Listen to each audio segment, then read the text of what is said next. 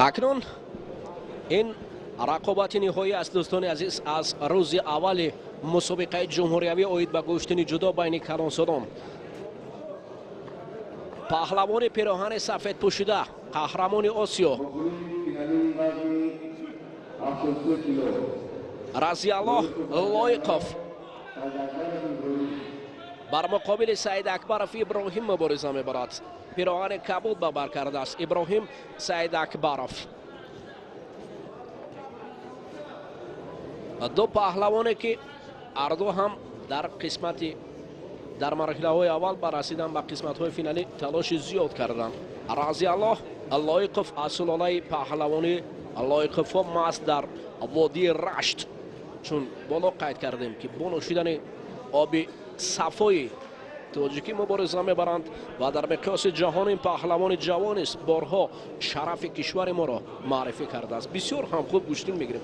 یک لحظه توقف کرد و دوباره برگشت به میدان دلاوری و باوری کامل است که این نوبت دیگر ترک میدان نخواهد کرد،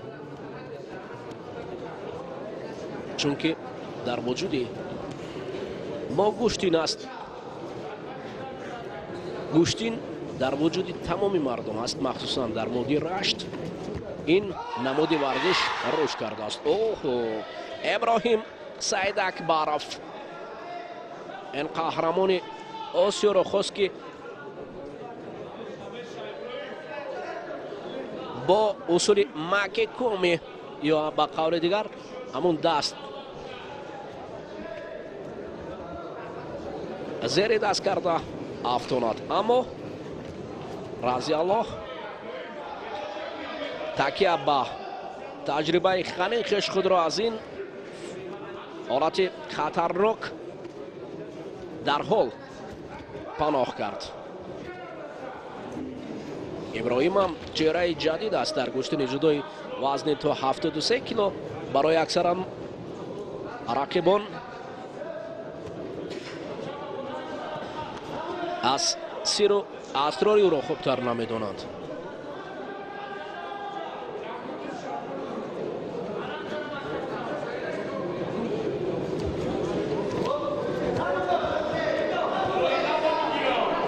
دوباره این جفت مبارزه قوی خود را برای پرتافت انجام میدهند. حالا اکنون ابراهیم سعید اکبرов از منطقه زرد میبراید. ناصر داوری جوان برای اشاره میکند که کمربند اصلاح نما بعدا قرار خود را میبراید، یا گزارش میکند یا شیدوی نوبتی را برای این پهلوان پیراهن کبود پوشیده نشان میدهد.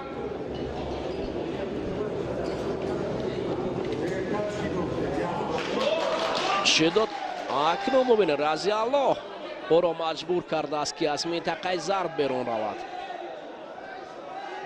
به این خاطر برای رضی الله شیدو میدهد.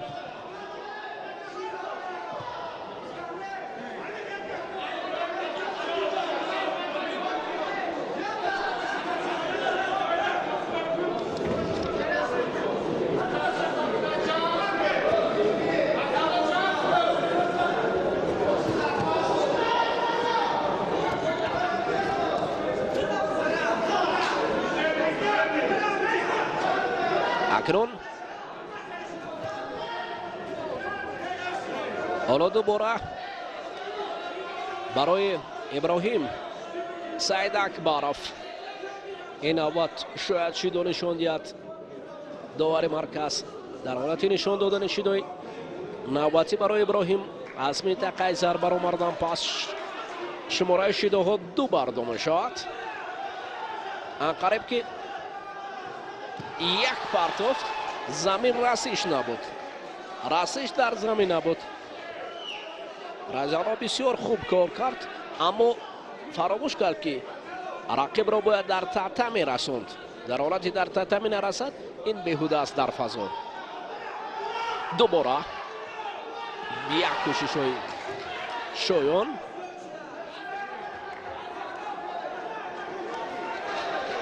گشته یا برگشته مبارزه میبرند. همین است چوبالی و قابان دو بازو کشا بزن رقیبان از زمین بر هوا، بباش با دل و جسم و روح و قوی که میدان مردی نماند تهی. برای تهی نماندن این میدان باید مبارزه خوب برد، پرتافت خوب و جذاب را برای مخلصان نشان داد تا اینکه مهم مخلصان راحت بران است تماشای گوشتن جدا امروز. یعنی امروز ما در مقیاس کشور خود گوشتین میگیریم، بگذارین گوشتین از همین جا آموزیم، بعدا بر مقیاس جهان رویم، نه اینکه در آنجا.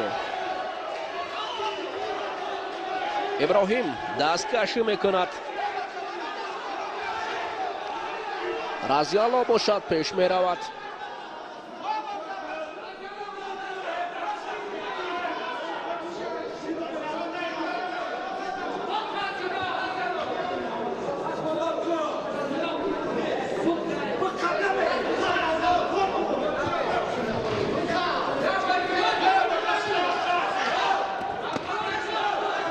حالا ببینید اکنون ابراهیم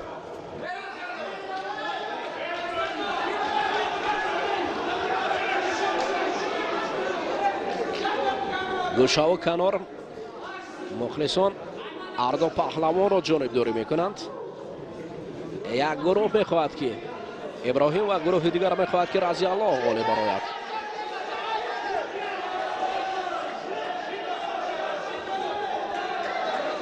شاید ثانیه های آخر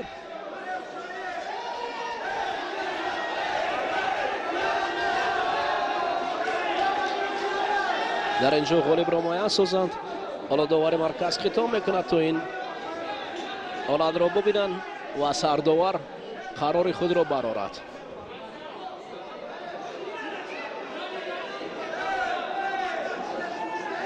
مبارزه بهر به دست آوردن نشان طلایی وزن تا 73 کیلو.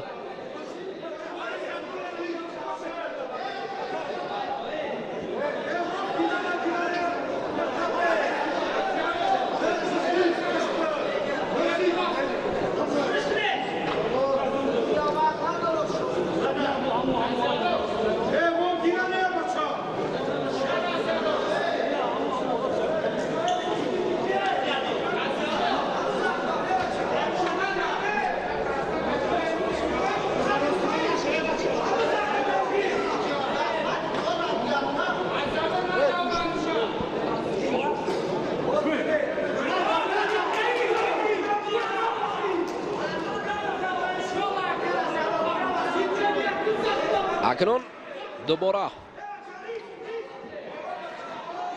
کار به گلدن سکو می رود.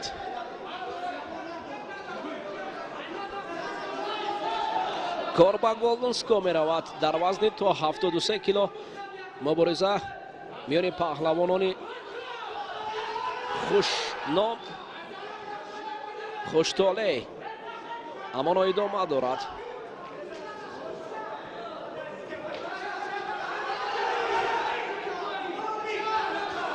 به توقف مبارزه قوی و به نهایت خوب رفته ایستاده است.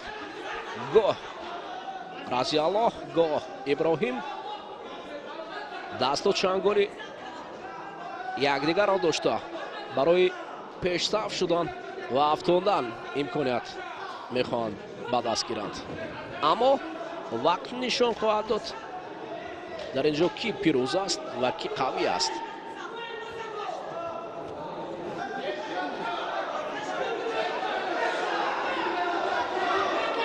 فقط توقف نشود، بسیار حالت خطرناک برای رضی الله هم بسیار خطر بود، اما خود را قوی نشان داده ایستاده است.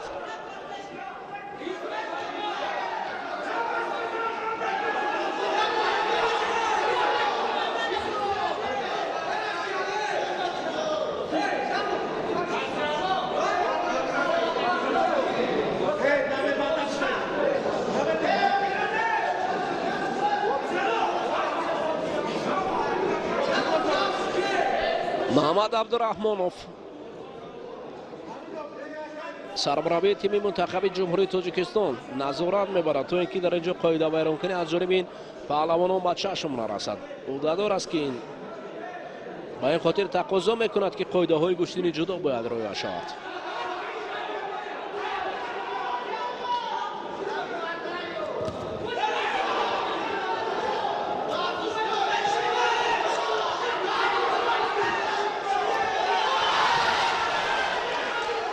حالا داور من نمود و قرار نهایی خود را میبرارد با فکرم. نه هنوز حجم گشتین ادامه می‌یابد.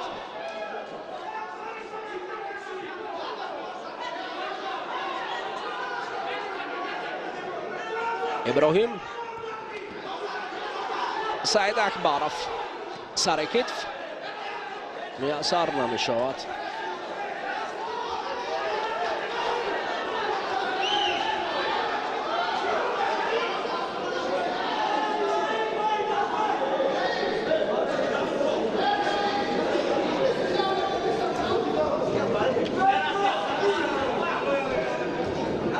راوف حکمتوف اطراف چرخ میزند.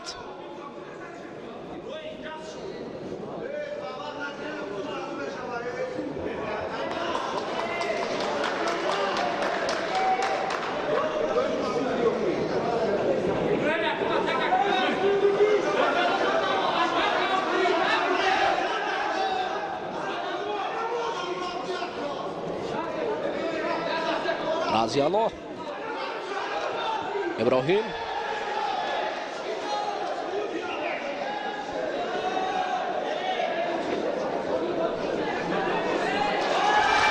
شده نوبت خاصا که مکه و همین طریق رضی الله اللایقف برنده میداری طلا می شود. دوستان عزیز همین جانیز گزارش ما به انجام رسد. هیئت گروه ایجادی شبکه ورزش دوام روز از روز اول مسابقات جمهوری تاجیکستان اومد به گشتن جدا پیشکش شما گردانیم. شاد و پیروز و سربلند باشد. ما را همراه باشد. فردا باز روز دوم آغاز خواهد بود.